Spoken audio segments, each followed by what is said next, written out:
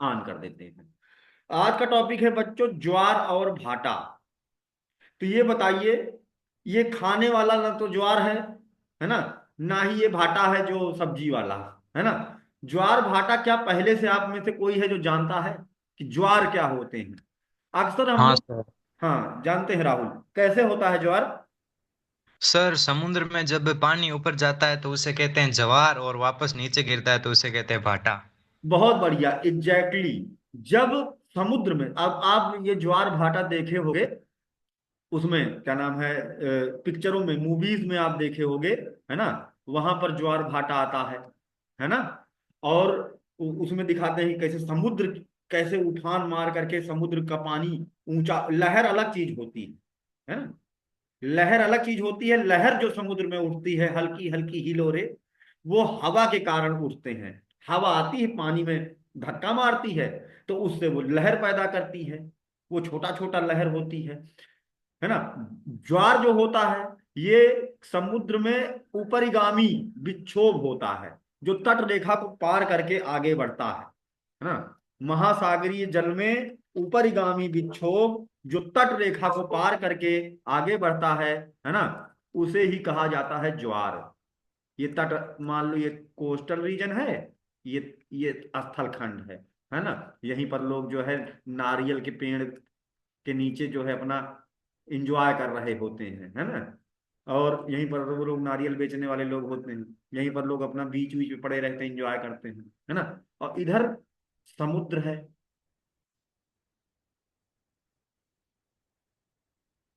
तो ये जो समुद्र का पानी है ना, ये उफान मारते हुए आगे बढ़ जाता है, ऐसे आ जाएगा तटवर्ती क्षेत्र में, पहुंच जाएगा, है ना।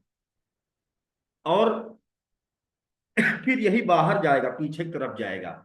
जैसे एक पेंडुलम नहीं होता, पेंडुलम को आप ऐसे था, ऐसे खींच दिए, है ना। जब ऐसे खींच दिए, तो जो ये पेंडुलम जितना इधर जाएगा, फिर वापस से वो इतना ही दूसरे साइड में भी जाता है। तो ज्वार आता है, तो उसी की प्रतिक्रिया स्वरूप क्या आता है? भाटा। अब अधोगामी, महासागरीय जल का अधोगामी विक्षोभ, पीछे की ओर जो यह पानी समुद्र का लौटता है, इसे भाटा कहा जाता है। तट रेखा की ओर पानी चला आता है, उसे ज्वार कहते हैं, टाइड कहते हैं, है ना, टाइड। और जो पीछे गया, इसे ईप्स कहते हैं, है ना। तो ये ज्वार और भाटा आता रहता है समुद्र में। अभी हम लोग इनके कारणों पर चर्चा करेंगे कि क्यों आता है। और सुनने में आया है कि कहते हैं कि न्यूटन ने गुरुत्वाकर्षण की खोज की थी। सब झूठ है, ठीक है। न्यूटन ने गुरुत्वाकर्षण की खोज नहीं की थी। जितनी भी खोजें जो हुई हैं, अपने हिंदुस्तान से हुई हैं। हमारे महान महान ग्रंथों को ये लोग ट्रांसलेट किए हैं, उन्हें समझे हैं, हम भूल गए हैं, उन्होंने उस पर रिसर्च किया, ठीक है। और उन्होंने वो कॉन्सेप्ट दिए, हाँ, सर पे सेब गिरा, तब न्यूटन का दिमाग खुला। अरे भाई, न्यूटन खुद कितनी बार गिरा रहा होगा, है ना। तब उसके दिमाग में नहीं आया था।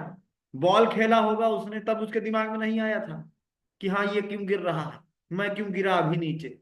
ये सब बातें होती है कि न्यूटन ने सेब गिरा सर पे तो उसके दिमाग खुला, दिमाग की बत्ती जली, तो उसने गुरुत्वाकर्षण की खोज कर दी। नहीं, पहले से। उसका प्रूफ मैं दे रहा हूं। सामवेद, ऋग्वेद में गुरुत्वाकर्षण के बारे में कुछ नहीं है। और ज्वार भाटा तथा गुरुत्वाकर्षण के बारे में सामवेद में वर्णन मिलता है, ठीक है। सामवेद में सोमा समुद्रस्य वर्धनम लिखा है। सोमा समुद्रस्य वर्धनम, इसका मतलब है, सोम किसकी पर्यायवाची है?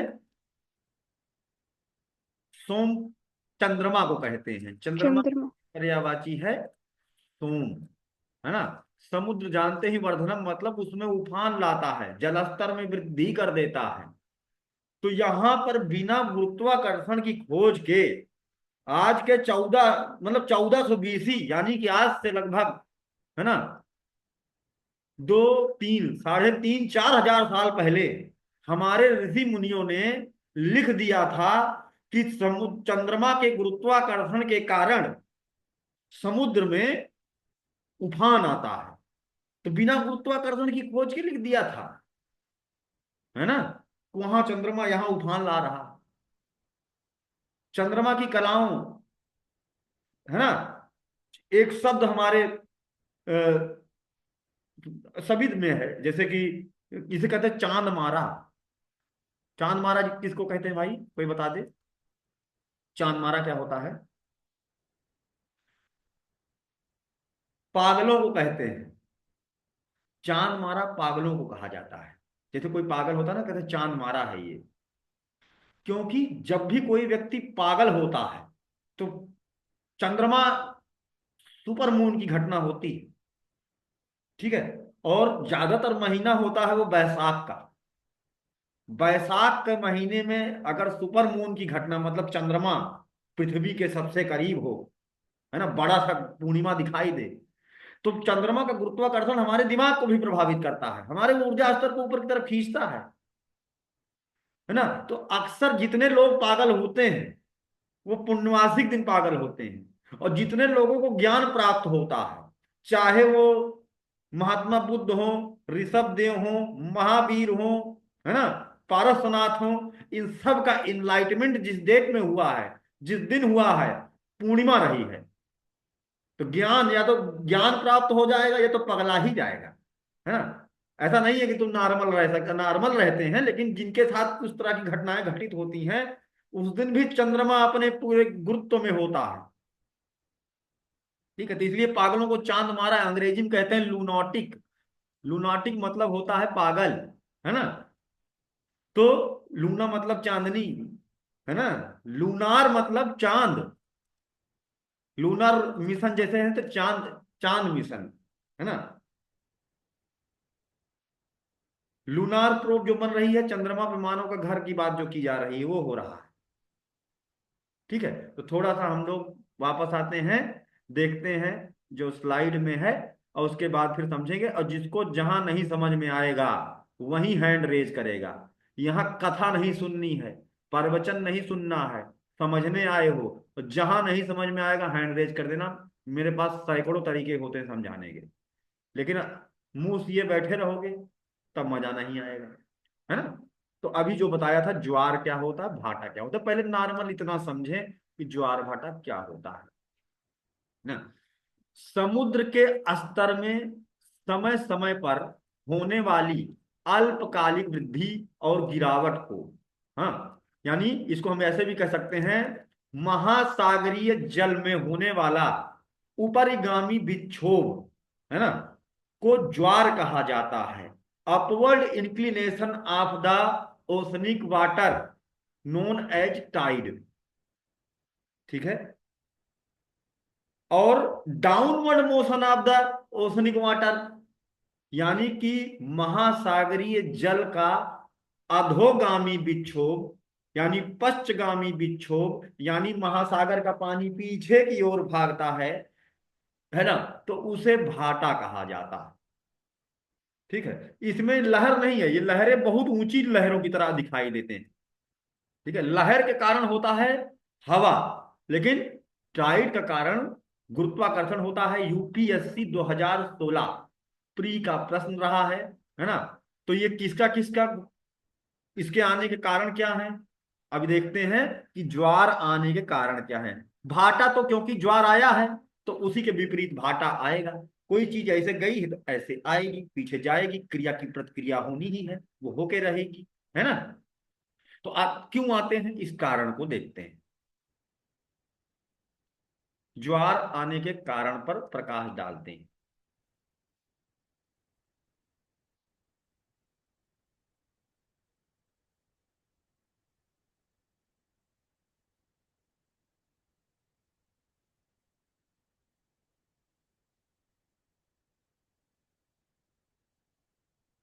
ये पृथ्वी है। अब ज्वार आने का कारण, चंद्रमा पृथ्वी का चक्कर काटता है। और चंद्रमा में गुरुत्वाकर्षण पाया जाता है, ये मून है।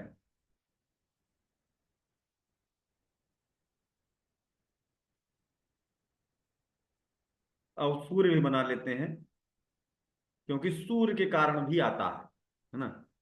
ये मान लो सूर्य है यहाँ,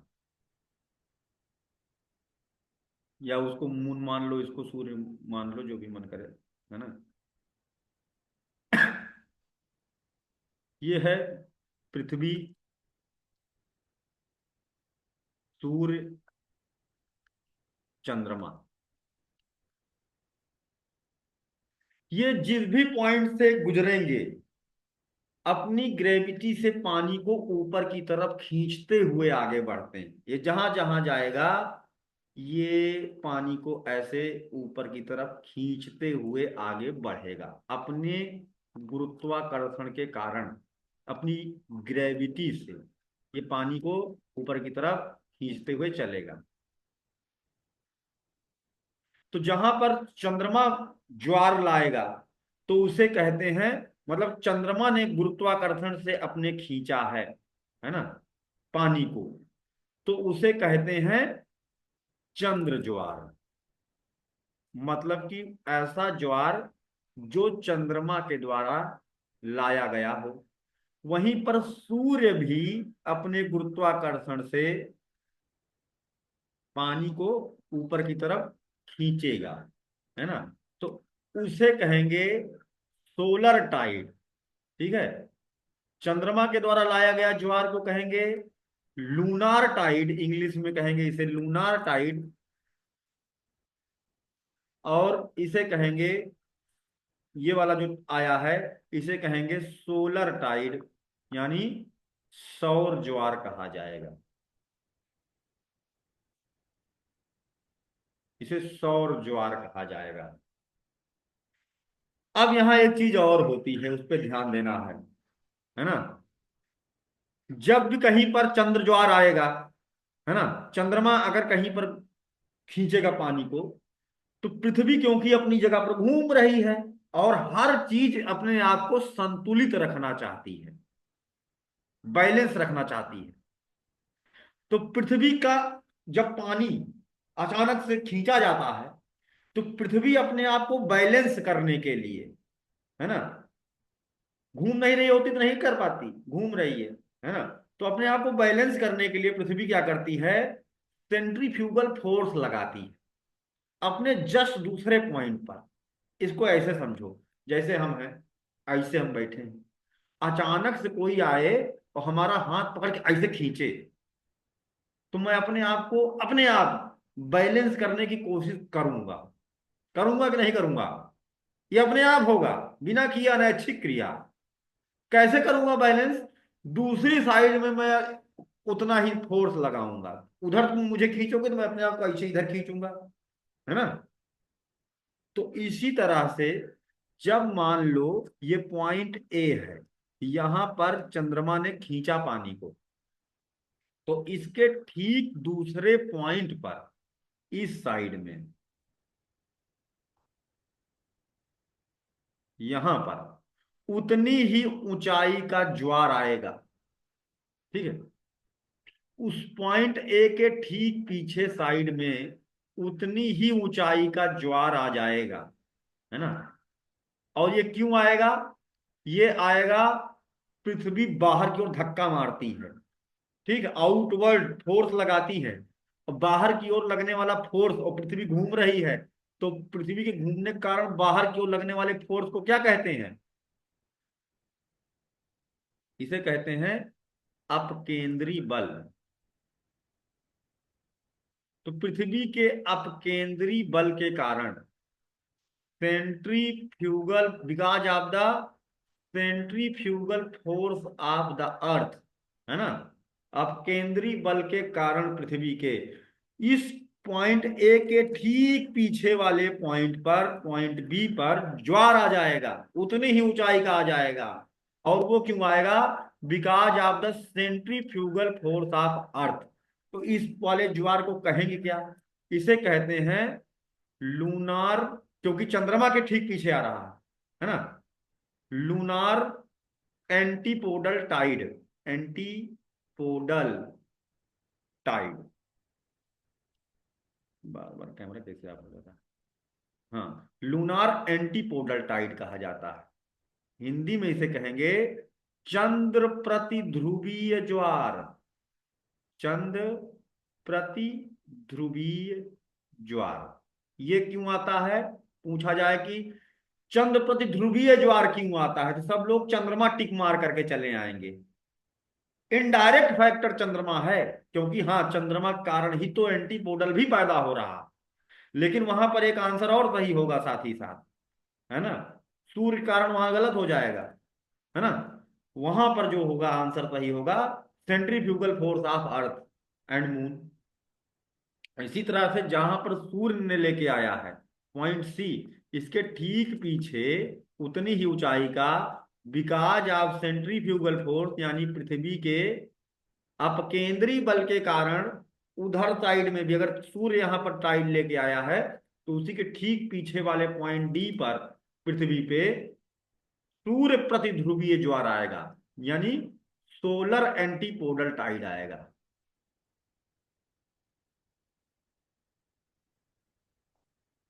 ठीक है, सौर प्रति ध्रुवीय ज्वार आ जाएगा। ठीक है, तो एक बार किसी जगह पर 24 घंटे में, अभी हम लोग ज्वार साइकिल पढ़ेंगे, पहले ये बताइए कि इतनी बात समझ में आई कि नहीं। तो यूपीएससी प्री का जो प्रश्न था कि निम्नलिखित में से ज्वार आने के लिए उत्तरदायी कारक कौन कौन से हैं, ये यूपीएससी 2016 का प्रश्न था। ठीक है, ज्वार आने के लिए निम्नलिखित में से कौन कौन से कारण उत्तरदायी हैं, तो उसमें ऑप्शन था पहला, ठीक है, चंद्रमा का गुरुत्वाकर्षण, गुरुत्वाकर्षण। दूसरा ऑप्शन था सूर्य का गुरुत्वाकर्षण। तीसरा ऑप्शन था पृथ्वी का अपकेंद्री बल।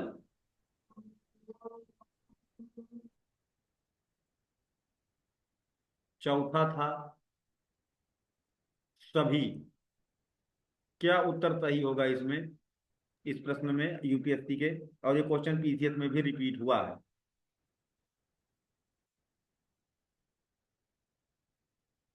रीता, तभी। सभी। अनु तिवारी, सभी। ठीक है, ऑल द एबव। ठीक है, सभी सही होगा, है ना। ठीक है, तो इतनी बात अभी हम लोगों ने देख लिया कि ज्वार एवं भाटा क्या होता है ना। महासागरीय जल का ऊपरिगामी विक्षोभ यानी upward motion of the oceanic water known as the tide, पानी बाहर की ओर गया, आया, क्यों आया, ये दो बात अभी हमने सिर्फ समझा है। राहुल, इतनी बात समझ में आई क्या,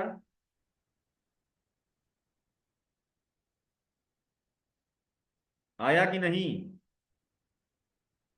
पूजा, नीतू, निशा, नीरू, महातो जी, समझ में आया सर जी। सर आ गए हैं। ठीक है। Agrima, you got it, what is tied, Agrima.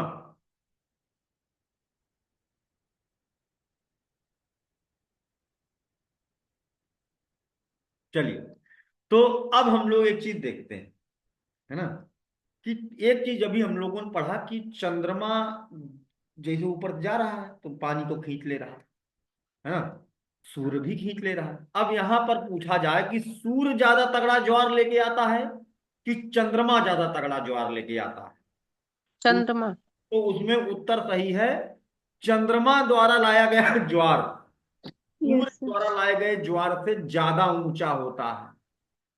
उसका कारण यह है कि पृथ्वी से सूर्य बहुत ज्यादा दूर है ना, यस सर। 150 किलोमीटर दूर है, जबकि चंद्रमा हमारे बहुत नजदीक है, ओनली 4 लाख किलोमीटर, है ना। 4 लाख किलोमीटर, 3,56,000 होता है जब करीब आ जाता है ना, जब लोग पागल वागल होते हैं या ज्ञान प्राप्त होता है। तो 4 किलोमीटर, सॉरी, 4 लाख, ठीक है, 4 लाख किलोमीटर दूर होता है चंद्रमा हमारे, तो ज्यादा नजदीक है।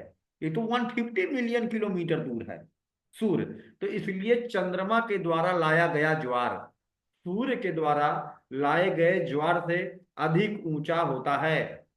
ठीक है, lunar tide is higher than solar tide. ठीक है, because of the lesser distance from the earth. आगे बढ़ते हैं।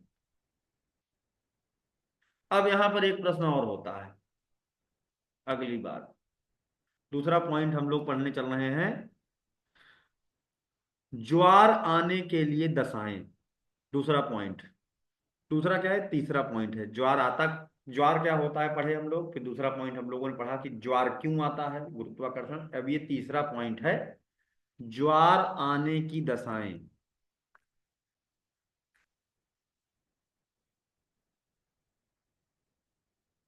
ठीक है, कंडीशन फॉर टाइड।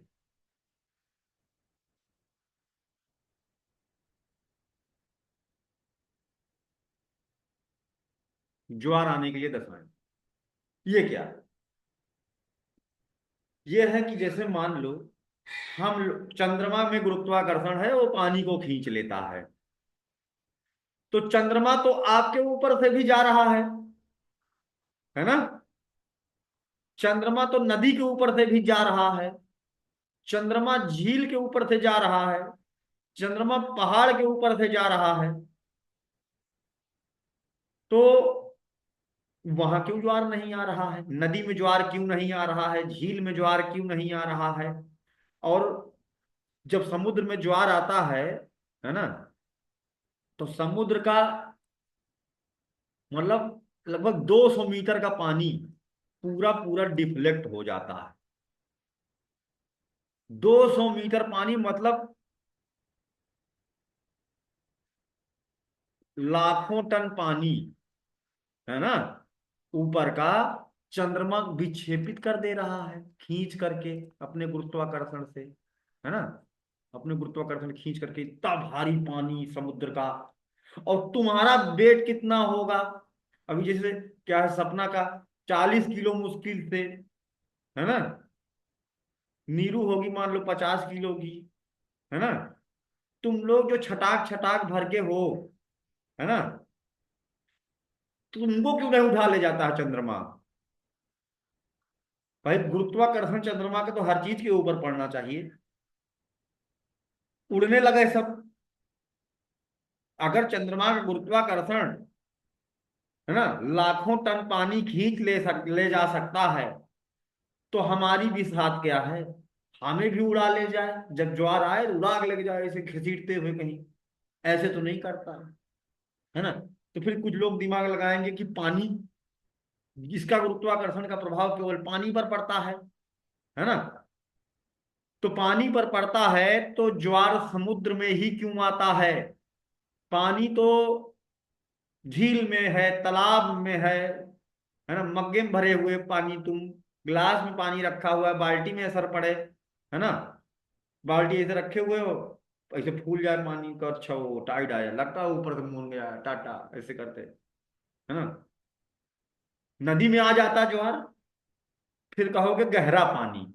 तो कुछ झीलें इतनी गहरी हैं कि समुद्र से भी गहरी झीलें हैं, है ना। जैसे बैकाल झील साइबेरिया में है, रूस में, वो बहुत गहरी झील है।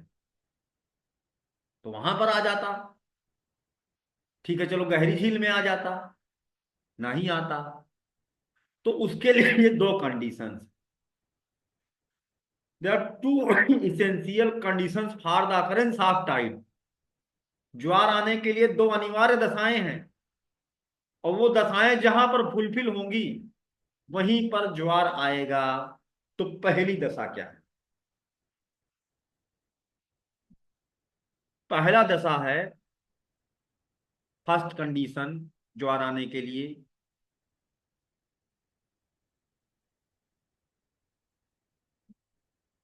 पहली कंडीशन है कि जो जलराशि है उसकी गहराई अवश्य ही 100 फैदम होनी चाहिए। अब अगली बात, फैदम क्या है? फैदम समुद्र की गहराई मापने का मात्रक है। छोटे एग्जाम्स में क्वेश्चन पूछा गया है। समुद्र की गहराई को किलोमीटर में नहीं नापते हैं, फैदम में नापते हैं।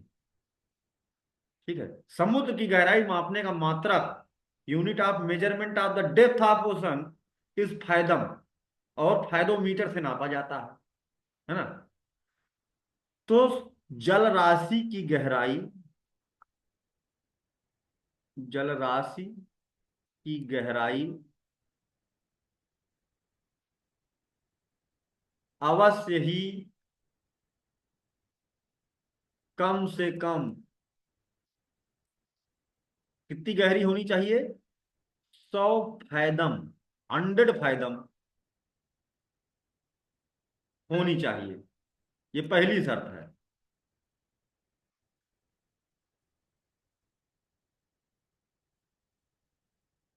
सागर की गहराई या जो भी जलराशि है उसकी गहराई मस्ट भी 100 फैदम, 100 फैदम होनी चाहिए। एक फैदम में 6 फीट होता है, या 1.89 मीटर होता है। ठीक है, 72 इंच होता है। ठीक, 2 यार्ड्स होते हैं। छोड़ो। तो यहां पर हम लोग देख रहे हैं कि 100 फैदम होनी चाहिए गहराई। तो गहराई क्या चंद्रमा नापता है? चंद्रमा ऊपर से गुजरा तो गहराई नापेगा पहले? हाँ हाँ हाँ, होगा ही 100 फैदम। चलो खींच लेते हैं पानी को। प्रकृति में जो कुछ भी घटनाएं घटित होती हैं वो एक ऑटोमेशन में घटित होती हैं। हर प्रक्रिया ऑटोमेशन में हो रही है, ऑटोमेटिक हो रही है, बस हो रही है ना। तो ये कैसे? तो होता क्या है कि जहां पर पानी की गहराई ज्यादा होती है, जैसे कोई समुद्र है, वाटर बॉडी, इसकी गहराई ज्यादा 100 फैदम या उससे अधिक है, तो सूर्य की जो किरण होती है, सूर्य की किरण समुद्र में औसतन 200 मीटर की गहराई तक जाती है। सूर्य की रोशनी पानी में 200 मीटर की गहराई तक जाती है, और उसके नीचे नहीं जा पाती है। तो नीचे का जो पानी होता है गहरे जलराशियों में ठंडा, काफी ठंडा पानी नीचे होता है, और ऊपर का पानी होता है गर्म। जहां तक सूर्य की रोशनी जा रही है वहां तक का पानी होगा कैसा? गर्म। और नीचे का पानी होगा ठंडा। तो ये बताओ, ठंडा पानी ज्यादा भारी होता है कि गर्म पानी ज्यादा भारी होता है? ठंडा सर। ठंडा पानी ज्यादा भारी होता है, डेंसर होता है। हर ठंडी चीज भारी होती है। ठंडा पानी सर। क्या हो गया तो? विवेक, बोलो भाई, क्या कह रहे हो? क्या बता रहे हैं? ठंडा पानी भारी होता, हाँ ठंडा पानी भारी होता है ना। और गर्म पानी हल्का होता है। क्यों? क्योंकि गर्म पानी को जब तापमान देते हैं तो इंटरमोलिकुलर स्पेस दूर दूर हो जाता है किसी भी चीज में। नहीं हवा होगी, सर, वही कुछ नहीं, वही ठंडा पानी हाँ जो सर कह रहे हो मैं तुम्हारी भावना समझ रहा हूँ। मेरे अलावा तुम्हारे दिल की बात कोई समझ नहीं पाया होगा, लेकिन मैं ज्यादा भारी होता समझ नहीं आ रही, लेकिन मैं तुम्हारी भावना समझ गया। जो कहना चाहते हो सही बता रहे हो, है। है ना। ठीक है। तो गर्म पानी और गर्म हवा हल्की होगी, ठंडा पानी ठंडी हवा भारी होगी। अब होता क्या है कि यहाँ पर एक लेयर बन जाती है जिसे कहते हैं अपर लेयर वाटर। तो ऊपर का पानी जो होता है हल्का होने के कारण समुद्र के नीचे वाले पानी के ऊपर फ्लोट करता है। 2 लेयर बन जाती है, दो नहीं लेयर बनती है, 3, है ना। एक होती halocline layer, halocline, sorry thermocline, thermocline layer. Thermocline layer ठंडी परत है, और इसके ऊपर का जो पानी होता है वो गर्म होता है, और वो हल्का होता है। तो थर्मोक्लाइन लेयर के ऊपर ऊपर वाला पानी फ्लोट करता है, फ्लोट करता है ना। अब यहां पर एक और डाउट था कि भाई पृथ्वी का गुरुत्वाकर्षण, है ना, चंद्रमा के गुरुत्वाकर्षण से 6 गुना ज्यादा है। पृथ्वी की ग्रेविटी जो है वो 6 गुना ज्यादा है मून से, और मून 4 लाख किलोमीटर दूर है। तब वो चंद्रमा से खींच कर, मतलब पृथ्वी से पानी खींच कैसे सकता है जब पृथ्वी का गुरुत्वाकर्षण 6 गुना ज्यादा है। उसका भी क्लियर करूंगा। पृथ्वी का गुरुत्वाकर्षण हर चीज को बांधे रखा हुआ है, लेकिन यहां पर जो पानी है वो तैर रहा है। और तैरने का नियम क्या होता है? जब कोई चीज तैरती है, ठीक है, प्लवन का नियम है ना, जब भी कोई चीज तैरती है या उड़ती है तो वो हमेशा आभासी भार शून्य की दशा में होती है, वेटलेसनेस की कंडीशन में होती है। जब भी कोई चीज तैरेगी, जब आप पानी में तैर रहे होते हो तो आप भार शून्य की दशा में होते हो, तभी तैर पाते हो, है ना। लिफ्ट में भार शून्य की दशा में होते हो तो W = 0 होता है, ये आभासी भार शून्य की दशा में होते हो। और W = क्या होता है फार्मूला? मास इंटू ग्रेविटी, ये दूसरा है ना। अब दोनों तुलना कर दो तो M × G = 0। अब, है ना, मास कभी भी 0 हो नहीं सकता, तो इस कारण से ग्रेविटी यहां पर हो जाती है 0, यानी अर्थ की ग्रेविटी इस पानी के लिए जो तैर रहा है वो हो जाती है आभासी। ऐसा नहीं है कि उसका भार 0 है, नहीं, नीचे वाले के कंपैरिजन में ये आभासी भार शून्य की दशा में पहुंच जाती है। तो ग्रेविटी, अर्थ अर्थ की ग्रेविटी यहां पर अब काम नहीं कर रही है। तो मून की हल्की सी भी ग्रेविटी इस पानी को खींच ले जाती है, ठीक है। तो आ जाता है टाइड। इसी तरह से सूर्य की भी हल्की सी ग्रेविटी पानी को खींच ले जाती है, तब आता है टाइड।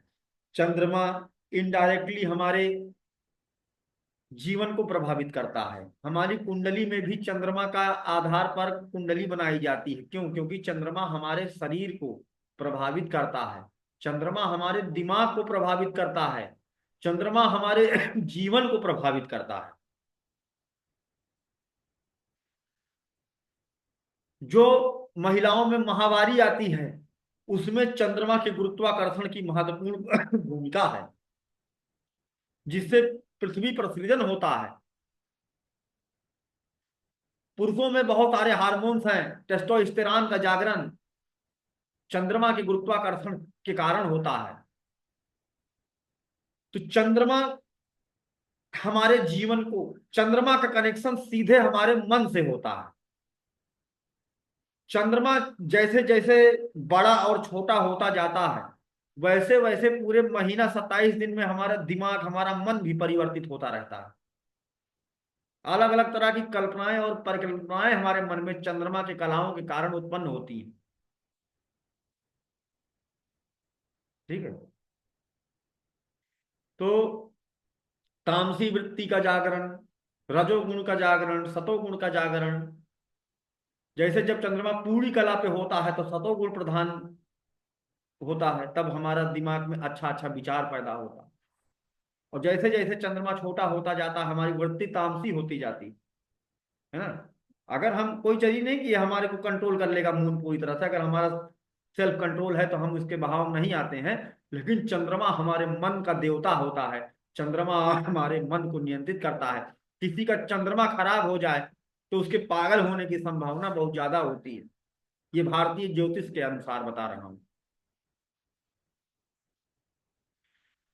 तो पहली दशा हो गई कि गहराई कितनी होनी चाहिए? 100 फैदम। दूसरी कंडीशन है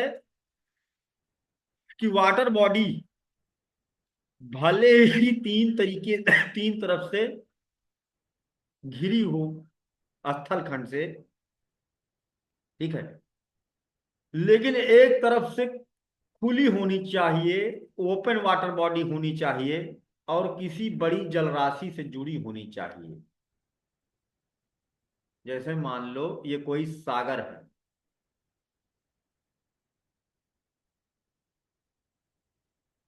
ये तीन तरफ से ये स्थल खंड से घिरा हुआ है, 1 2 3, ठीक है। दो तरफ से घिरा हो तब भी, एक तरफ से घिरा हो तब भी ज्वार आएगा। लेकिन अगर तीन तरफ से घिरा हो तब भी must be one sided open, एक तरफ से खुला होना चाहिए और किसी बड़ी जलराशि से जुड़ा होना चाहिए। झीलों में इसी कारण से ज्वार नहीं आता, क्योंकि झील क्या है, लैंड लॉक्ड है, चारों तरफ से स्थल खंड से घिरी है ना। तो जो फॉरवर्डिंग फ्लो होता है पानी का, धक्का मारते हुए आगे धक्का बढ़ता है, वो नहीं हो पाता है। तो पानी चारों तरफ से नहीं बंद होना चाहिए, तभी जाके ज्वार आएगा। तो ये सेकंड कंडीशन है, must be one sided open and connected with a large water body. ये दो दशाएं हैं ज्वार आने की। तो ये बताइए, अभी क्लियर हुआ कि नहीं?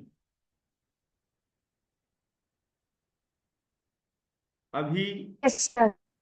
अभी सबको क्लियर हो गया कि नहीं कि ज्वार क्यों सर आता? हाँ। Yes sir. हाँ पूजा, सर कोई है जिसको ना समझ में आया? सर 100 सर मिनिमम के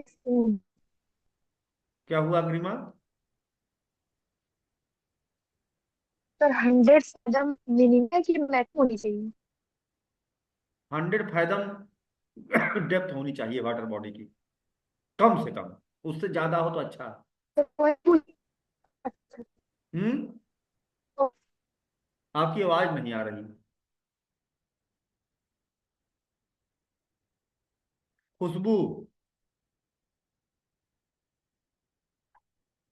पूजा, नीतू, जी सर। समझ में आया? जी सर। जी सर। क्या दो दशा होनी चाहिए ज्वार आने के लिए?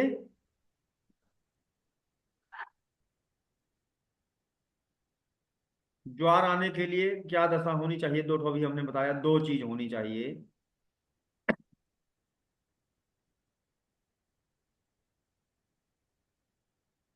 चलिए। जल राशि की गहराई 100 फेदम से कम होनी चाहिए। हाँ। दूसरा, दूसरा कंडीशन। सर दूसरा पॉइंट बता दो, वॉइस अच्छे से नहीं आती इसलिए सुना नहीं। दूसरा पॉइंट ये है कि जो पानी हो वो समुद्र, किसी सागर या महासागर से जुड़ा होना चाहिए। सर चारों, सर।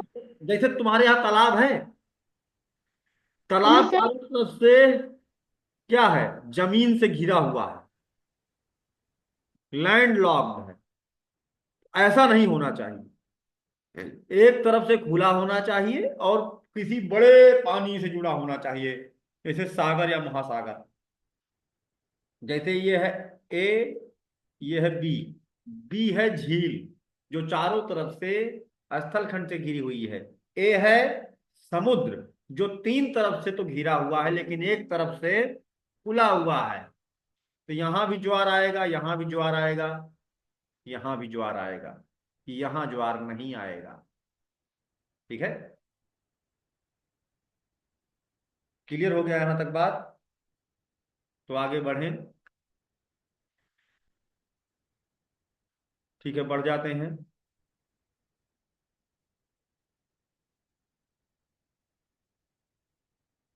हाँ, यहाँ पर कुछ बातें हैं जो मैं नोट करा देता हूँ, नोट्स में भेज दूंगा अभी।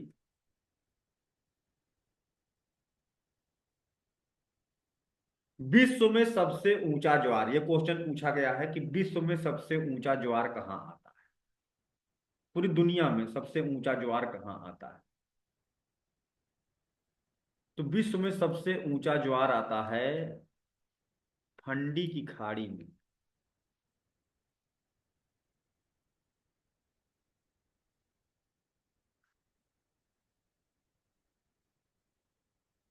ये अमेरिका है, उत्तर अमेरिका।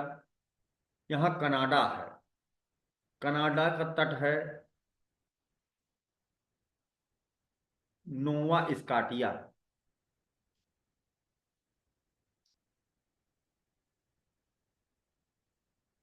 नोवा स्कॉटिया।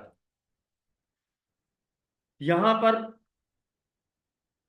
एक खाड़ी है, कनाडा और अमेरिका की सीमा से लगी हुई एक खाड़ी है, जिसका नाम है bay of Fundy. Bay of Fundy, यानी फंडी की खाड़ी। इस जगह का नाम है फंडी की खाड़ी।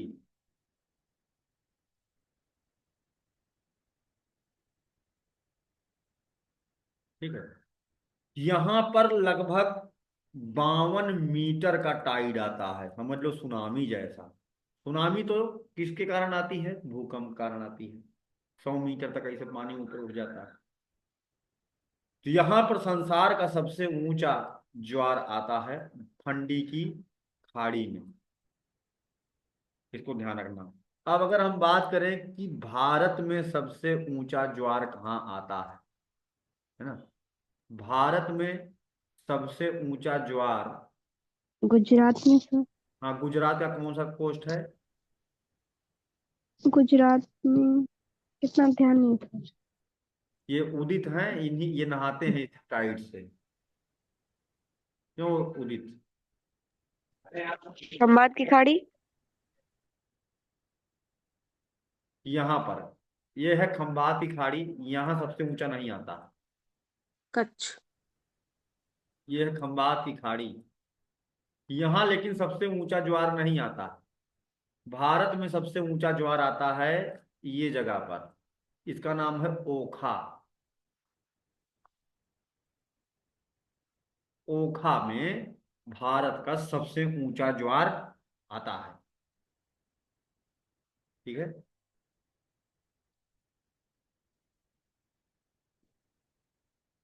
आगे बढ़ जाते हैं। ये सारे फैक्चुअल बातें भी नोट करते चलना, यही सब पेपर में पूछे जाते हैं।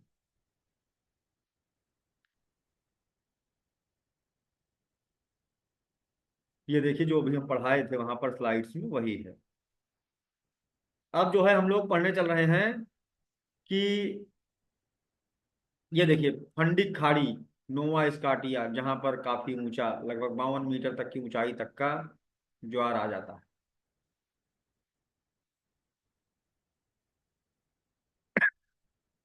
अब हम लोग पढ़ने चल रहे हैं ज्वार भाटा के प्रकार, टाइप्स ऑफ टाइड। नेक्स्ट,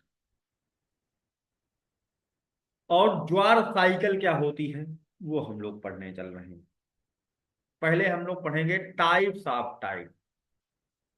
विभिन्न प्रकार के ज्वारों को वर्गीकृत किया गया है उनके आवृत्ति यानी फ्रीक्वेंसी, दिशा, गति के अनुसार। ठीक है। जिसमें अर्ध दैनिक ज्वार, दैनिक ज्वार, मिक्स्ड टाइड यानी मिश्रित ज्वार की एक प्रकृति है। तो देख लेते हैं ये क्या होता है। अर्ध दैनिक ज्वार, किसी जगह पर हर दिन जहां पर ज्वार आता है, किसी जगह पर हर दिन दो हाई टाइड और दो लो टाइड आते हैं। ठीक है। दो हाई टाइड और दो लो टाइड आते हैं, और उनके बीच एक टाइड आने से दूसरे टाइड आने के बीच के समय का जो अंतर होता है 12 घंटे 25 मिनट होता है। अगर मान लो ऑप्शन में 26 मिनट दिया हो तब वो भी सही कर देना, 25 मिनट दिया हो तो वो सही कर देना। अब इसको इससे समझें, जैसे मान लो कोई जगह है ना, जैसे मान लो ये पृथ्वी है और यहां पर किसी जगह पर ज्वार आता है। मान लो पॉइंट ए पर, जहां मान लो कि आप जहां हो समुद्री एरिया है वो, और इस समय बज रहे हैं 8:30। है ना। तो 8:30 बजे इस समय कहीं पर इस पॉइंट ए पर चंद्रमा ने पानी को उठा दिया, ज्वार आ गया। ठीक। तो दोबारा अब यहां कितने बजे ज्वार आएगा?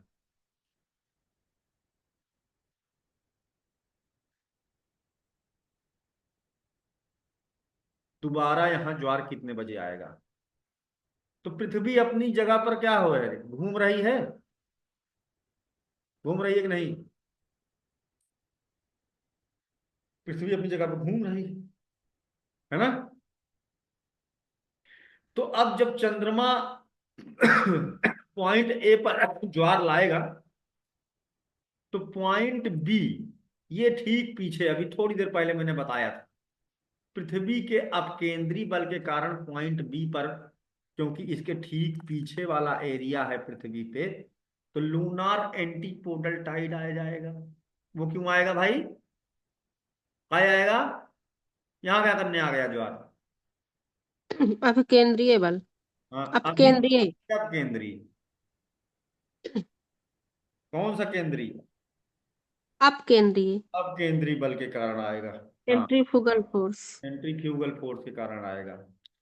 तो यहां पर भी, यहां 8:30 बजे आया है, तो यहां पर सुबह हो रही होगी।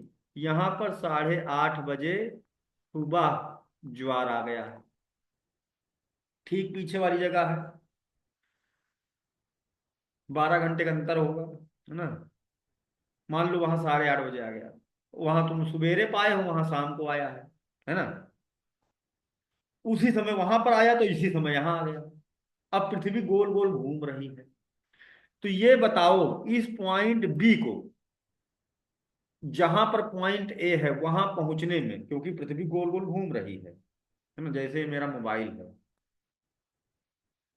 और ये पॉइंट ए है, ये चंद्रमा है ना। तो पॉइंट ए के सामने जब चंद्रमा थे तो यहां ज्वार आ गया, और उसी समय ठीक पीछे यहां पर भी ज्वार आ गया। क्यों आया? पृथ्वी के अपकेंद्री बल के कारण आ गया। अब जो है ये वाला पॉइंट कितने घंटे में यहां पर पहुंच जाएगा? पृथ्वी गोल गोल घूम रही है। अब ये वाला पॉइंट घूम करके यहां पर पहुंच जाए, कितना घंटा लगेगा? 12। 12 घंटा। 12 घंटा में ये पॉइंट घूम करके यहां पहुंच जाएगा, यानी जहां ए है वहां पॉइंट बी हो जाएगा, और जहां बी है वहां पॉइंट ए पहुंच जाएगा। और 24 घंटे में ये पूरा घूम करके एक वाला पॉइंट वापस अपनी जगह पे आ जाएगा, एक चक्कर पूरा अपना कंप्लीट कर लेगा। तो यानी कि 12 घंटे में ये पॉइंट भी यहां पर होगा घूम करके। 180 डिग्री घूमने में पृथ्वी को 12 घंटे लगते हैं। तो यानी नेक्स्ट 12वें घंटे फिर से ज्वार आना चाहिए था, यहां भी और यहां भी। लेकिन ऐसा नहीं होता। क्यों? क्योंकि चंद्रमा देवता भी पृथ्वी का चक्कर लगा रहे हैं। तो जब 12 घंटे में पृथ्वी जी घूम करके यहां पहुंचती हैं, तो देखती हैं कि चंद्रमा वहां है ही नहीं है। चंद्रमा पृथ्वी के चक्कर काटने के चक्कर में यहां पहुंच गया है। तो पृथ्वी को यहां तक घूम करके पहुंचने में, कि चंद्रमा के नीचे आ जाए और टाइड आ जाए, और फिर यहां पर पॉइंट भी पहुंचा होगा तो यहां टाइड आ जाएगा, 25 मिनट्स का डिले हो जाता है। इसीलिए एक ज्वार आता है, फिर दूसरा ज्वार आता है, तो एक ही जगह पे, तो उसके बीच में कितने घंटे का अंतर होता है? 12 घंटे 25 मिनट का। तो ये जो दूसरा वाला ज्वार आता है 12 घंटे 25 मिनट में, इसे ही अर्ध दैनिक ज्वार कहते हैं, है ना। समय पूछे तो कितना होगा? 12 घंटे 25 मिनट। और एक ज्वार चक्र कितने घंटे का होता है? तो ज्वार चक्र का मतलब कि चंद्रमा के कारण यहां ज्वार आया है, तो दोबारा चंद्रमा के कारण यहां ज्वार आने में कितना समय लगेगा? तो 12 घंटा 25 मिनट में 12 घंटा 25 मिनट जोड़ दोगे तो कितना आ जाएगा? 24 घंटा 50 मिनट। इसे कहते हैं टाइडल साइकिल, ज्वार चक्र कहा जाता है। तो पूछा जाए कि एक टाइडल साइकिल कितने समय में कंप्लीट होती है, तो उत्तर होगा 24 घंटा नहीं, 24 घंटा 50 मिनट। ये होगा इसका सही आंसर। सर क्लियर क्वेश्चन बात नहीं? बोलिए। बोलो नीतू, सर यहाँ बोल रहे क्वेश्चन फिर से बोलिए सर आप। क्या बताएं? जो अभी क्वेश्चन बोले ना सर वो फिर से बोलिए आप। अच्छा फिर से बोलें। जो ज्वार चक्र होता है वो कितने समय का होता है, कितने समय बाद दोबारा से वहां ज्वार आएगा? तो 12 घंटा 25 में 12 घंटा 25 जोड़ देंगे। एक बार यहां ज्वार आया था तो दोबारा ज्वार यहां आने में 12 घंटा 25 मिनट लगा, है ना। ये हो गया अर्धदैनिक ज्वार। और चंद्रमा के कारण ज्वार आया था तो दोबारा से चंद्रमा के कारण लूनार टाइड आने में कितना समय लगेगा? तो वो होता है 12 घंटा 25 में 12 घंटा 25 जोड़ देंगे, 24 घंटा 50 मिनट, है ना। इसे कहते हैं ज्वार चक्र। एक टाइडल साइकिल जो पूरा कंप्लीट होती है वो 24 घंटे 50 मिनट में कंप्लीट होती है। ये आपको याद करके रखना होगा। तो ज्वार चक्र क्या होता है ये क्लियर हुआ आप लोगों को नहीं? जी सर। कितने घंटे का होता है? 24 घंटा 50 मिनट। हाँ, 24 घंटा 50 मिनट। और किसी जगह पे दो 24 घंटे 50 मिनट में कितने ज्वार आ जाते हैं? दो। दो दो। आ। बहुत बढ़िया, आप समझ गए हो आप लोग। किसी 12 घंटे 25 मिनट। हाँ, 24 घंटा 50 मिनट में, हाँ, लगभग एक दिन के अंदर किसी जगह पर कितनी दो ज्वार आ जाते होंगे? दो दो ज्वार। दो। लेकिन पृथ्वी पर एक जगह ऐसी है जिसे आपको फिर से रट के रखना होगा, है ना। पृथ्वी पर एक जगह ऐसी है जहां 24 घंटे 50 मिनट में, यानी एक दिन में चार 4 बार। रहता है। 4 टाइड्स इन ए डे।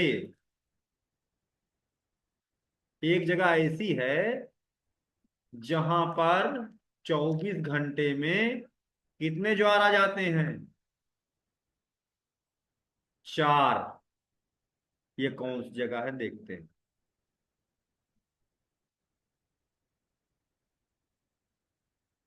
ये है लंदन, ठीक है। ये ग्रेट ब्रिटेन है, यूके, ये फ्रांस है, ठीक है। ये है उत्तर सागर, नॉर्थ सी।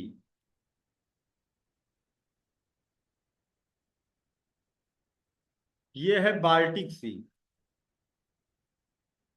बाल्टिक सागर। ये है इंग्लिश चैनल।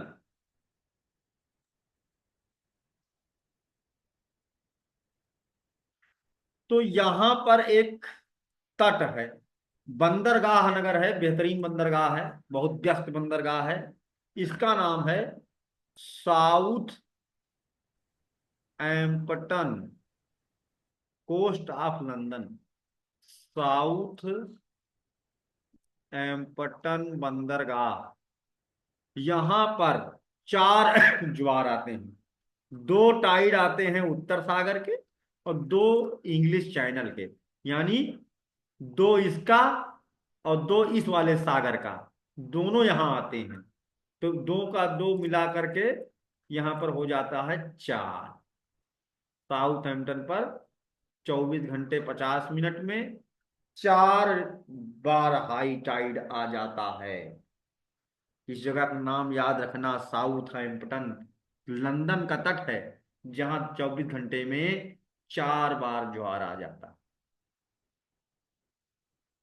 ये भी डायरेक्ट ही पूछा गया क्वेश्चन है ना।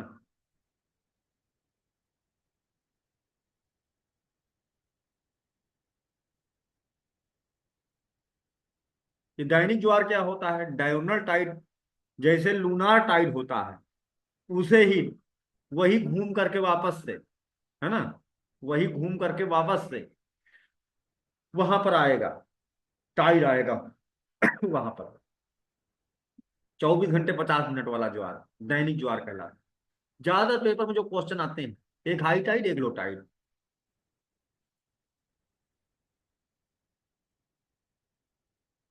अगला देखते हैं।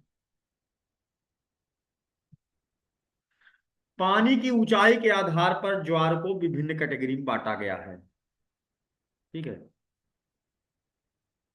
जिसमें कई तरह के हैं, जैसे ऊंचाई के परिपेक्ष ज्वार के प्रकार, ऊंचाई के आधार पर कि पानी कितना ऊंचा जा रहा है। अब की हम लोग समय के अनुसार नहीं बात कर रहे हैं, ठीक है, ऊंचाई कितना पानी ऊंचा जाता है, ऊंचाई के आधार पर ज्वार के प्रकार,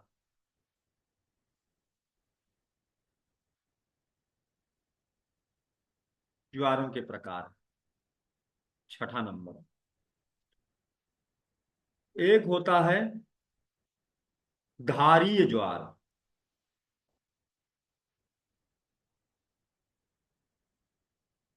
जिसे कहते हैं फ्लड टाइड।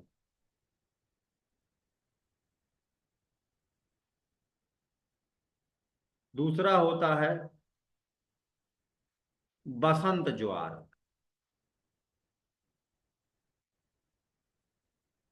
ठीक है, स्प्रिंग टाइड। तीसरा होता है बसंत ज्वार। तीसरा होता है नीप ज्वार, नीप टाइड। चौथा होता है दीर्घ ज्वार, हाई टाइड। पांचवा होता है लघु ज्वार, ठीक है, यानी लो टाइड। छठा होता है सामान्य ज्वार, ठीक है, नॉर्मल टाइड, ऊंचाई नॉर्मल होगी, ऊंचाई के अनुसार इतने होते हैं। अब एक एक को समझेंगे। जैसे पहला वाला धारीय ज्वार क्या होता है, ये तब आता है जब तूफान की दशा हो, तूफान आया हो, चक्रवात आया हो, है ना, तो जो टाइड है उसको वो धक्का मार देता है, वो साइक्लोन, और बहुत देर तक, कई कई घंटों तक पानी आगे बढ़ता रहता है और डुबो देता है नगरों को। तो जब तूफान सहयोग कर दे पानी ज्वार को, ज्वार आ रहा था, तूफान ने धक्का मार दिया, जा भैया, है ना, और कई घंटों तक तूफानी हवाएं चलती रहती हैं और समुद्री क्षेत्रों में पानी अंदर जाता रहता है।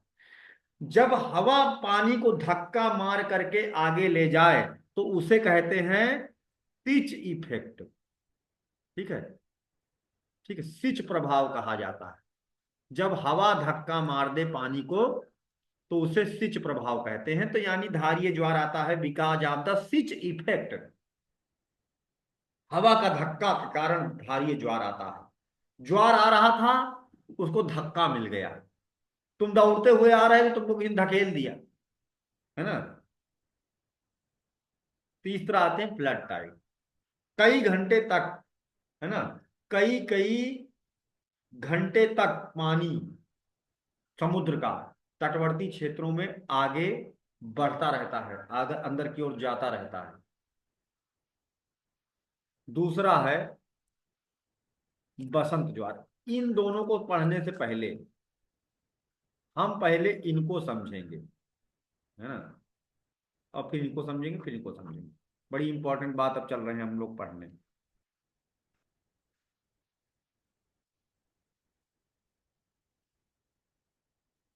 पहले दीर्घ ज्वार, हाई टाइड।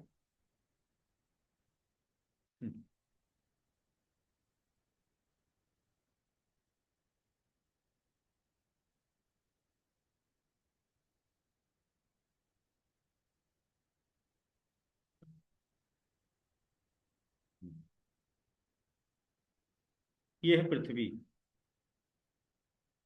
ये है सूर्य, ये है चंद्रमा। जब पृथ्वी, सूर्य और चंद्रमा एक सीध में आ जाए,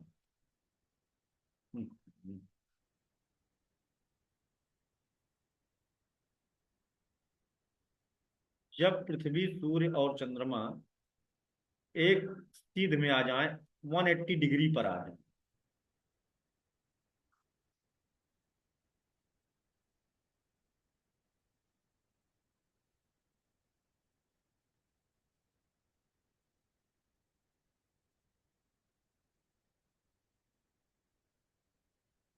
तो इस कंडीशन को कहते हैं सिजगी।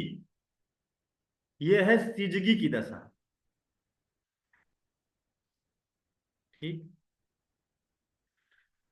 सिजगी, सिजगी, सिजगी, हिंदी में भी सिजगी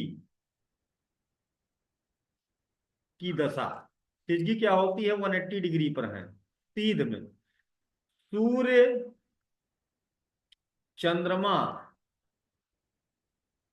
और पृथ्वी, या चंद्रमा घूम करके यहां पर भी हो तब भी, है ना, तिजगी की दशा में चंद्रमा और सूर्य दोनों मिलकर के पानी को खींचेंगे तो पानी ज्यादा ऊंचा उठेगा। तो जब सिजगी की दशा होती है तब दीर्घ ज्वार आता है। तो इसलिए दीर्घ ज्वार कब कब आएगा? जब पूर्णिमा होगी उस दिन आएगा, या अमावस्या के दिन आएगा, या फिर पूर्णिमा अमावस्या के दिन ही होती है ना, ग्रहण, है ना, ग्रहण के दौरान, चाहे जैसा भी ग्रहण होगा, सूर्य ग्रहण होगा या चंद्र ग्रहण होगा, उस दौरान भी दीर्घ ज्वार आएगा। पूर्णिमा और अमावस्या के दिन हाई टाइड आता है, जब सूर्य और चंद्रमा दोनों ही आपस में मिलकर के खींचते हैं। इसी तरह से लो टाइड कब आता है? जब पृथ्वी, सूर्य, 90 का एंगल बनता है। कैसा? 90 अंश का कोण सर। तब नॉर्मल आता है। अच्छा। हाँ, ये 45 डिग्री के एंगल पर है ना। 45 डिग्री के एंगल पर हो सूर्य, चंद्रमा, तब आएगा लघु ज्वार। तो लघु ज्वार कब कब आता है ना, लघु ज्वार आएगा सप्तमी या अष्टमी के दिन, क्वाड्रेंटल फेज में होगा मून। और सामान्य ज्वार आएगा 90 डिग्री पर, है ना, जब चंद्रमा यहां होगा, ठीक है, तब जो है सामान्य ज्वार आ जाएगा। ऊंचाई में अंतर होता है, जैसे दीर्घ ज्वार, है ना, दीर्घ ज्वार सामान्य ज्वार से 20% लगभग, है ना, ऊंचा आता है। और लघु ज्वार सामान्य ज्वार से 20% नीचा आता है। ठीक है, जैसे किसी जगह सामान्य ज्वार आया तो वहां पर जब हाई टाइड आएगा तो लगभग इससे 20% ऊंचा आएगा। हाँ, 100 मीटर का आया है मान लो, तो 120 मीटर का हाई टाइड यहाँ आएगा, है ना। इसी तरह से जब यहाँ पर लो टाइड आएगा तो वो 20% इससे नीचा आएगा। कम ऊंचाई का आएगा। ठीक है, अब हम लोग पढ़ेंगे बसंत ज्वार, जो काफी पॉपुलर है और थोड़ा सा ट्रिकी है मामला। ये कहाँ आता है? जैसे मान लो किसी जगह पर जब हाई टाइड आए, है ना, किसी जगह पर, मान लो पॉइंट ए है ये, यहां पर हाई टाइड जब आता है तो बहुत ऊंचा आता है, और लो टाइड जब आता है तो बहुत नीचा आता है। यानी किसी जगह पर हाई टाइड और लो टाइड की ऊंचाई में बहुत ज्यादा अंतर हो तो उसे बसंत ज्वार कहते हैं। बसंत ज्वार क्या है? जैसे कहा जाए कि तुम जब पास होते हो तो टॉप कर जाते हो, और जब फेल होते हो तो एकदम माइनस में चले जाते हो, है ना। तो किसी स्थान पर दीर्घ ज्वार, जब भी दीर्घ ज्वार आता हो, एवं लघु ज्वार की ऊंचाई में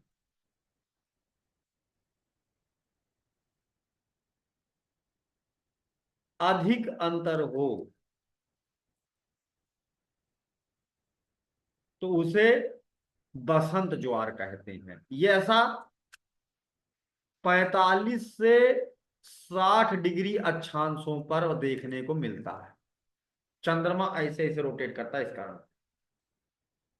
वहीं पर नीप टाइड क्या होता है? ठीक है, नीप ज्वार क्या होता है? जब किसी स्थान पर दीर्घ ज्वार और लघु ज्वार की ऊंचाई में ज्यादा अंतर ना हो। पॉइंट ए पर दीर्घ ज्वार आया तो पता चला 15 मीटर का आया, और लघु ज्वार आया तो 12 मीटर का आया, ज्यादा अंतर नहीं है। ऐसा होता कि दीर्घ ज्वार आए तो 50 मीटर और लघु ज्वार आए तो 5 मीटर, तब क्या है, वहां बसंत ज्वार है ना। लेकिन कहीं पर दीर्घ ज्वार और लघु ज्वार के बीच की ऊंचाई में ज्यादा गैप ना हो, है ना, तो उसे कहते हैं नीप ज्वार। ये कहाँ आता है? ये विषुवत रेखा के करीब आता है। विषुवत रेखा के करीब नीप ज्वार आते हैं। यहां पर हाई टाइड बहुत ऊंचा नहीं होता। कहने का मतलब ये है, पहले वाले में बसंत ज्वार में ऐसी जगह जहां पर दीर्घ ज्वार सामान्य दीर्घ ज्वार से अधिक ऊंचा आता हो, है ना। और यहां पर क्या है? यहां पर लघु ज्वार सामान्य लघु ज्वार से अधिक नीचा आता है, और जो दीर्घ ज्वार है वो भी ऊंचाई से अधिक नीचा आता है। जहां पर लघु ज्वार बहुत नीचे आवे और दीर्घ ज्वार बहुत ऊंचा आवे तो वो हो गया बसंत ज्वार। लेकिन यहां पर दीर्घ ज्वार और सामान्य लघु ज्वार, नहीं सॉरी, दीर्घ ज्वार और लघु ज्वार के बीच अंतर बहुत कम हो ऊंचाई में, तो उसे कहेंगे नीप ज्वार। और ये नीप टाइड विषुवत रेखा के नजदीक आते हैं। यहां से हमने सभी ज्वार के प्रकारों को भी पढ़ डाला। आगे बढ़ते हैं।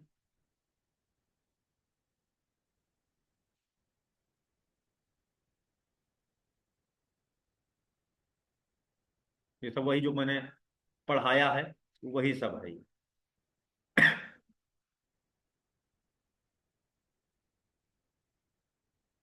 एक होता है उपभू ज्वार, ठीक है। फिर उसके बाद लास्ट पॉइंट पर पहुंचेंगे हम लोग, उपभू ज्वार।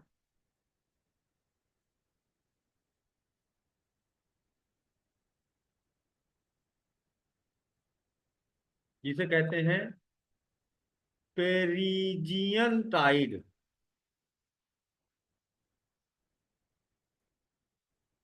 चंद्रमा अकेले भी दीर्घ ज्वार ला देता है। कब? चंद्रमा पृथ्वी का चक्कर लगाता है।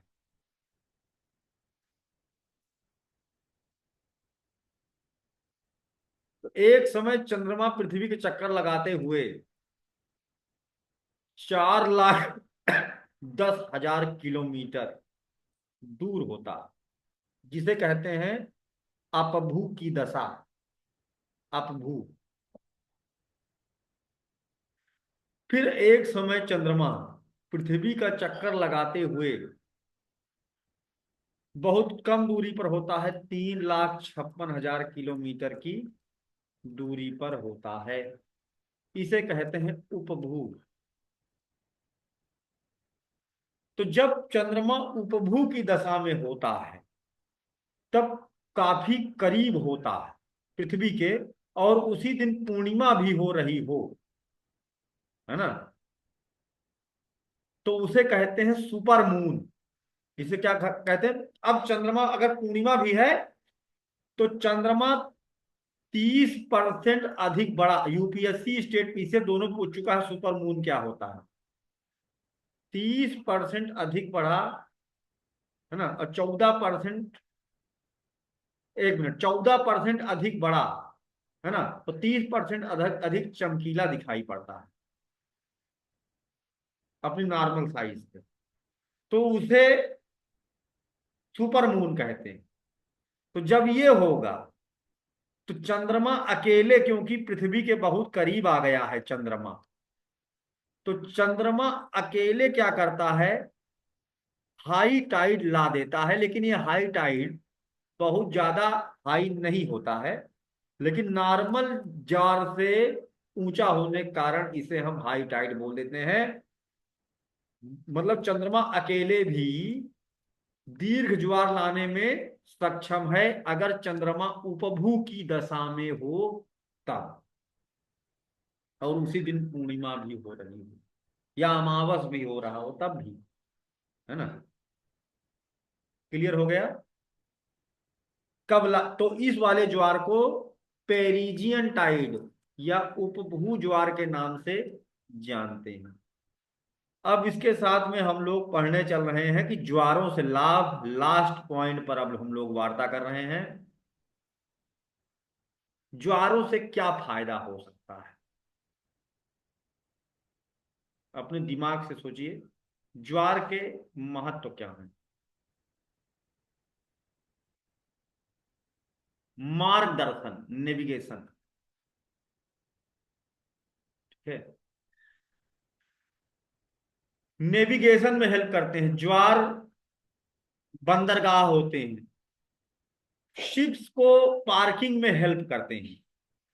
ज्वार मार्ग प्रशस्त करते हैं। ज्वार जिधर को दौड़ रहा हो, समझ लो तट की तरफ भाग रहा है, आप उसके सहयोग से तट की दिशा प्राप्त करते हो, तो ज्वार मार्गदर्शन करते हैं। साथ ही जहाजों की पार्किंग में सहयोग करते हैं। इसलिए जो ज्वार बंदरगाह होते हैं वो बड़े महत्वपूर्ण होते हैं। जैसे लंदन वाला, कलकत्ता का बंदरगाह है, हुगली के मुहाने पर, है ना, बंदरगाह है। गुजरात के जो बंदरगाह है ना, कांडला बंदरगाह है गुजरात में, वो। दूसरा चीज, मछली मारने में आसान होता है। कैसे? ज्वार आया तो लोग पानी ऐसे बहता हुआ आ रहा है, लोग क्या करते हैं, यहाँ पर लगा देते हैं अपना वो जाल, खड़ा खड़ा, पानी तो बाहर निकल जाता है लेकिन मछली वहीं इकट्ठा हो जाती है, तो इकट्ठे मछली भर लेते हैं, लेके चले जाते हैं। इसी तरह से ज्वार मछली मारने के अलावा बहुत सारी महासागरीय संपदा को बाहर लेके आता है। जैसे मूंगा, है ना, और मोती, सीप, ये सब भी बहा करके ले आता है। तो ये महासागरीय संपदा को स्थल खंड पर लाता है। तीसरा है, ये ज्वार सागर को प्रदूषण से बचाता है।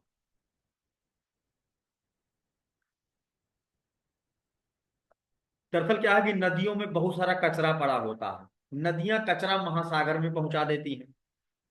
अब वो कचरा महासागर में जाके अमर हो जाता है, लेकिन वो ये ज्वार आया, उसने धक्का मार के पूरा पानी वापस की, अरे इंसानों, तुम्हारी द्वारा फेंकी गई गंदगी तुम्हारी तरफ फेंक दे रहा हूं, है ना। तो वो ज्वार, पानी कचरा जा रहा था समुद्र में, अंदर चला जाता, ज्वार आया उठा के फेंक दिया बाहर ले जा करके, लो अपना कचरा इंसानों। तो ये जो है समुद्र को प्रदूषण से बचाता है, सिल्टेशन को रोकता है, गाद, नदियों से आने वाली ढेर सारी गाद को भी बाहर कर देता है ना। बिजली बनाने में हेल्प करता है, टाइडल एनर्जी। अब जैसे ज्वार आया तो वहां लगा देते हैं पंचक्की, टरबाइन लगा देते हैं। ज्वार आएगा, टरबाइन को धक्का मारेगा, टरबाइन घूम जाएगी और इससे बनाएंगे बिजली। तो इसे कहते हैं ज्वार ऊर्जा का उत्पादन किया जा सकता है। अगला है नमक का निर्माण। नमक बनाने में पानी आता है, गड्ढा खोद देते हैं, क्यारी बना देते हैं, पानी उसमें भर जाता है, और उसके बाद पानी जब वापस जाता है भाटा के साथ में, तो गड्ढे में भरा हुआ पानी गड्ढे में ही रह जाता है। फिर सूर्य की किरण पड़ती है, गड्ढे का पानी भाप बन के उड़ जाता है और बचता है गड्ढे में नमक। इस तरह से नमक बनाया जाता है। अंग्रेजों ने ये बनाने पर रोक लगा दिया था कि तुम लोग ऐसे नमक नहीं बना सकते, हम जो पैकेट में नमक बना रहे हो वही बिकेगा, तुम लोग नमक नहीं बना सकते हो। तो गांधी जी ने दांडी मार्च करके नमक कानून तोड़ा था, और कानून भी नहीं तोड़ा था, गांधी जी नमक बनाए नहीं थे क्या रिएक्ट बना करके, गांधी जी खड़े हो केवल नमक उठाए थे ऐसे हाथ में, है ना। बस उनका ये था, विरोध था कि हम नमक कानून तुम्हारा तोड़ रहे हैं, हमारा तट है, हम काहे नमक नहीं बना सकते हैं, समुद्र तुम्हारे बाप का है अंग्रेजों, है ना। तो नमक का निर्माण कर सकते हैं। फिल्म जगत में इसका बड़ा रोल है, गाना वाना, है ना, शूटिंग होती है। इसके साथ ही ये पर्यटन का प्रमुख केंद्र होते हैं। ठीक, मनोरंजन जगत में भी इनका रोल है। साथ ही साथ टूरिज्म को बढ़ावा मिलता है, जहां इस तरह का होता है लोग वहां पर घूमने आते हैं, है ना। ये बहुत ही इंपॉर्टेंट टूरिस्ट स्पॉट होते हैं, पर्यटक क्षेत्र होते हैं,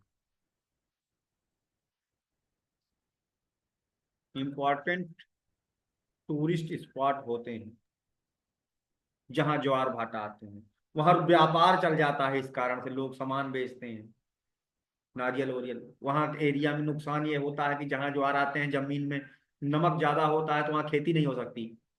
तो वहां के लोग, बस जो लोग घूमने आए उनको नारियल दानी बेचें, 50 रुपया का नारियल 500 रुपये में बेचेंगे वहां, है ना। अंग्रेज पा गए तो 1000 रुपये में बेच देंगे। ठीक है, तरह तरह की चीजें, मूंगा वूंगा बेच देते हैं, ये सब चीजें करते हैं। इंपॉर्टेंट पर्यटक क्षेत्र होता है जहाँ ज्वार भाटा आता है। और कोई लाभ है ज्वार भाटा से? क्या कोई अन्य लाभ भी हैं? ये इंपॉर्टेंट टूरिस्ट स्पॉट हो गए, मनोरंजन का क्षेत्र हो गए, बिजली बना लिए, लगभग सब तो हो गया, है ना। याद निकालना, हाँ ज्वार बंदरगाह ये भी बता दिया था। हाँ, एक और चीज, ये पर्यावरण के क्षेत्र, मतलब यहाँ पर कुछ विशेष प्रकार के मैंग्रोव वन विकसित होते हैं, मैंग्रोव वन विकसित होते हैं, जिन्हें मंगल वन भी कहते हैं। क्षेत्रीय लोगों को लाभ पहुंचाने वाले मैंग्रोव का जंगल विकसित हो जाता है, जैसे सुंदरवन में दुर्गा दुआनी, है ना, में ये तो बिजली वाला है ना। पश्चिम बंगाल का सुंदरबन डेल्टा में भी मैंग्रोव देखने को मिलते हैं ना, गुजरात में मैंग्रोव देखने को मिलते हैं। अगली बात है कि यहाँ पर लास्ट पॉइंट, टाइड के जो लाभ हैं, पश्च जल झीलों का विकास होता है, बैक वाटर लेक। ये क्या होती है? तटवर्ती क्षेत्रों में कहीं मान लो गड्ढा है, तो जब ज्वार का पानी आता है तो इसमें पानी भर जाता है, बाद में भाटा पीछे चला जाता है, लेकिन ये पानी गड्ढे में भरा रह जाता है। इन्हें कहते हैं बैक वाटर लेक, पश्च जल झीलें। जैसे कि केरल में है वेम्बनाद, वेम्बनाद कोल झील केरल में है ना। कोल झील है केरल में। ये झील में क्या होता है, ओणम का त्योहार जब होता है तो नौका प्रतिस्पर्धा होती है ना, लोग बोट रेसिंग करते हैं। और इन झीलों में मछली होती है, खारे पानी की मछलियां होती हैं, जिससे का स्थानीय लोगों को भोजन प्राप्त होता है। तो इसी के साथ आज का चैप्टर हम लोगों का ज्वार एवं भाटा समाप्त होता है। अब हम रिकॉर्डिंग आप कर रहे हैं, किसी को कुछ पूछना हो, है ना, तो पूछ सकता है डाउट।